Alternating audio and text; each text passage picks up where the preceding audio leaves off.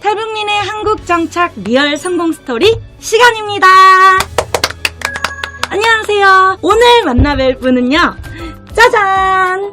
스카이데일리의 한대의 기자님이십니다. 안녕하세요, 기자님. 기자님을 모셨어요. 한국에 오신 지는 얼마나 되신 거예요? 올해로 12년 차가. 12년 차. 북한에서도 이런 기자나 언론 관계된 일을 하셨었나요? 그런 일은 안 했고요. 대학 생활을 하다가 엘리트 오브 엘리트. 뭐 그건 아니고요. 북한도 이제 상당히 자식들에 대한 이제 교육의가 높고요. 그냥 뭐 여기 특목고 비슷한 곳을 고등학교 졸업하고 엘리트 맞네요. 그리고 평양에서 이제 대학을 뭐예요? 너무 겸손하게 말씀하시는데 평양에서 대학을 나왔다고 하면 전 또 궁금해지는 게 어떻게 해서 탈북을 결심하시게 되셨는지도 궁금해요. 솔직히 한국에 올 줄은 몰랐어요. 어머니께서 먼저 오셔갖고 저보고 이러더라고요. 북한에 있는 대학 100개 나와도 여기 있는 대학 하나 나오는 것보다 못하다. 그래갖고 이제 내가 좀 세상을 좀 넓게 봐야 되겠다라는 생각.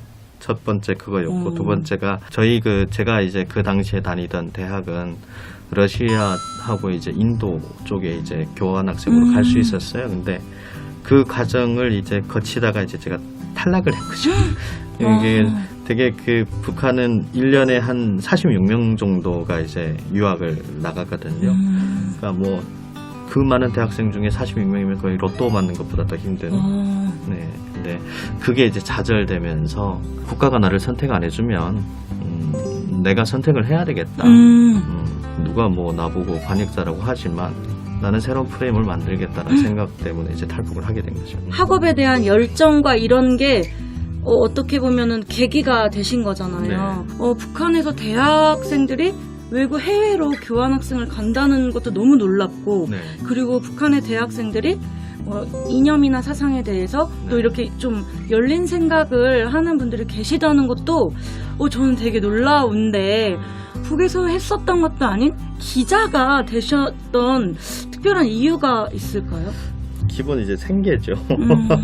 대학을 졸업할 때쯤 됐는데 어머니께서 좀 아프셔갖고 이북에서나 여기서나 다 이과 공부를 했어요. 전공은. 과거에 이제 평양에서 공부할 때는 이제 전기공학을 전공을 했고요. 고등학교 때는 물리학하고 화학 전공을 했습니다. 지금 나오는데 제가 이제 중고등학교 때 다 포기한 아이들을 얘기하시니까 너무 낯설지만, 네네. 여기 와서 솔직히 이제 그거는 어머님의 바람이 있었는데, 의사가 되겠다고 이제 사수를 했어요. 여기서 정말요? 뭐 메가스터디라는 학원에서 우리 청년들이 지금 우리 대한민국을 살고 있는 모든 청년들이 메가 이러면서 그 다음에 이제 의대 못 가고 세종대 생명공학과에 이제 들어갔습니다. 제가 이제 생물학을 제일 싫어했어요. 싫어했는데 그쪽으로 가셨어요? 근데 이제 제가 넘지 못한 학문이 있으면 가만두 성격이 아니 돼서 학구열이. 네, 대학을 잘 졸업하고 진로를 선택해야 되는데 어머니께서 좀 아프셔갖고 그래서 기자가 되겠다는 생각으로. 요즘 우리나라에 30대 청년들의 이야기를 많이 듣다 보면 이제 3포 세대다, 뭐 다포 세대다 해서 뭐 헬조선이야 이런 거에 대해서는 어떻게 생각하세요? 사람을 얻는 게 더 돈보다 중요하다고 생각을 하거든요. 친구하고의 그 인간관계. 인간은 사회적인 동물이라 인간관계를 끊고서는 살 수가 없어요. 그렇다면 그 인간관계 속에 내가 사랑하는 사람이 생길 수도 있고 연애를 할 수도 있고, 그거는 아무리 힘들어도 그거는 놓지 말았으면 좋겠어요. 나는 포기할 수 없다. 네, 연애도 결혼도. 그렇죠. 얼마나 좋은 건데. 신이 준 하나의 그 특혜고. 그런데 맞아요. 그걸 포기할 수는 없죠. 그렇다면 제가 정말 사적이고 뭐 대본에 없는 질문이지만 이상형이 어떻게 돼요? 이 얘기를 나눠보다 보면 그 사람이 생각하고 있는 그 배경이 저랑 비슷할 때가 있고 그쵸, 그러면 그쵸. 이제 대화를 통해서 이 사람에 대해서 되게 매력적으로 끌릴 때가 저는 많아요. 오, 30대 초반의 남성분들이 이런 포인트를 잡기 쉽지 않거든요. 좋은 여자친구를 만나셔서 연애도 하시고 포기하지 않으시고 결혼도 네. 올인을 그렇죠. 하시기를 네. 바라겠습니다. 그러면 12년 동안 이렇게 잘 한국 사회에 정착하신 노하우를 묻지 않을 수가 없는 것 같아요. 일단은 언어 습관부터 고쳐야 된다. 좋은 생각을 내가 갖고 있다고 해도 상대방한테 설득을 시키려면 상대방이 쓰는 언어를 써야 된다고 생각합니다. 이게 이제 연애 문제로 가면 최대한 대한민국에서 제대로 이제 배우고 사회를 빨리 습득하고 맞춰가려면 연애도 여기 분들이랑 하는 게 좋다. 네, 그렇게 해서 편견의 벽을 깨라. 상대방이 갖고 있는 이제 그 편견의 벽보다 내 자신이 만들어 놓은 나도 모르게 만들어 놓은 그 벽을 깨라는 거죠. 그쵸. 전 지금 당연히 편견은 남의 생각이 아니라 내가 스스로 만드는 네. 내가 갖고 있는 편견을 깨라는. 사회에 나와서 생활하거나 아니면 대학 생활하거나 공부를 할 때 내가 내 자리에서 열심히 하면 되는 거고 남들이 세워놓은 벽이 아니고 내가 세워놨기 때문에 그걸 더 뚫고 나갈 수 없다고 생각하거든요. 북에 남아 계시는 분들에게 한 말씀을 하신다면 어떤 이야기가 있을까요?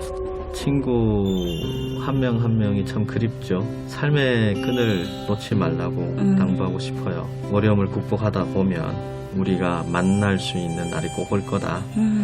삶의 끈을 놓지 말자. 살아만 있으면 네. 좋은 날은 오니까요. 네, 네, 맞습니다. 그러면 앞으로 탈북민 사회가 어떤 식으로 나아갔으면 좋겠다라는 바람이 있으시다면? 우리끼리만 이제 똘똘 뭉치지 말고 이 사회의 구성원으로서 스며들어야 된다고 생각을 해요.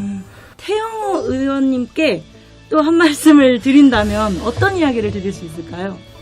태원님께서 정말 대한민국의 한 지역구를 대표하는 의원이 되신 것에 대해서 상당히 축하를 드리고요. 탈북민들에 대한 편견을 깨는 데 많은 일조를 하신 분이고 젊은 세대하고 소통을 하려고 노력하시는 그런 모습 상당히 보기 좋고요. 탈북민을 대표하긴 하지만 대한민국의 국민을 대표하는 국회의원이 됐으면 좋겠다고 생각합니다. 네. 그쵸. 태영호 TV 네. 시청자분들에게도 또 우리 기자님으로서 네. 또 이야기를 해주실 수 있으실 것 같아요. 네. 코로나19 상황으로 상당히 어려운 시기인 것 같아요. 근데 힘들어 봐야 행복한 줄도 알거든요. 대한민국 국민뿐 아니고 북한에 있는 우리 친구들 이겨내자. 좋은 날이 온다. 네. 이겨내자. 좋은 날이 온다. 자, 준비되셨죠? 네. 하나, 둘, 셋. 태영호 TV 화이팅! 화이팅! 한대희 기자님 화이팅!